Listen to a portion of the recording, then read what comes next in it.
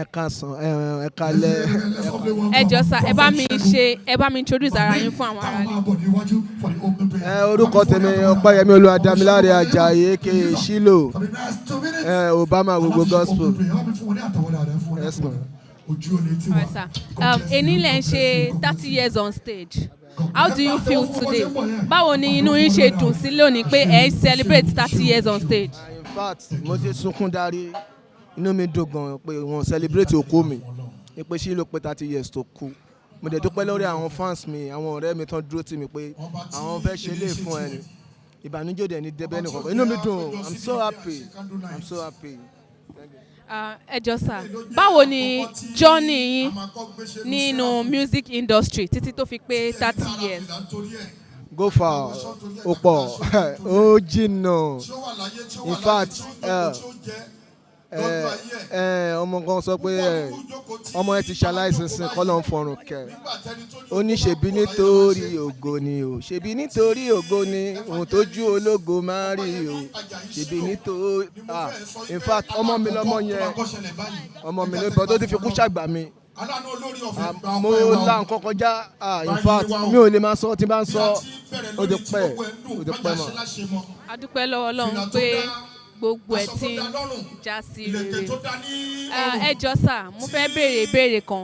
Báwo ni ẹ̀yin àti Ajagungbadé ṣe jẹ́? Ìbáṣepọ̀ wo ló wà láàrin ẹ̀yin àti Ajagungbadé? Àwọn èèyàn ọmọdé yẹn o, shy friend mi ni o, láti kékeré láti jọ bẹ̀rẹ̀, láti tíntínní láti jọ bẹ̀rẹ̀, so kò lè fi mí lẹ̀, èmi náà dẹ̀ lè fi lẹ̀, ó ti pẹ́. In fact ọ̀rẹ́ gidi tí wọ́n fi ń tọrọ ọ̀rẹ́ ni. Mo dúpẹ́ lọ́wọ́ ẹ̀ gidi gan, mo dúpẹ́ tó dúró tì mí gidi gan. Wọ́n ní pé ẹ̀yin lẹ fún àwọn ní orúkọ Ajagungbadé. Ẹ jọ̀ọ́, kí ni ó mú orúkọ yẹn wá? Orúkọ yẹn ó bá orí òkè májẹ̀mú ẹ̀kọ́ wa. Mo wá pẹ́ dé kí n tó wá, so wá ń bínú sí mi, ó lọ sórí òkè nínú ẹ̀mí gbà yẹn. Bí mo ṣe dé, orúkọ yẹn kọ́ wá ni pé Opeyimọ́lẹ̀ Jagungbadé, Opeyimọ́lẹ̀ lórúkọ tuntun ọ̀run. Orúkọ yẹn kọ́ wá sí mi lórí ni. Ó dẹ̀ ń jẹ́, mo dẹ̀ fi ń proud sí i. Ó dẹ̀ máa ń sọ, kò dẹ̀ kí n dínà yẹn pé Shilo ló fún lórúkọ yẹn.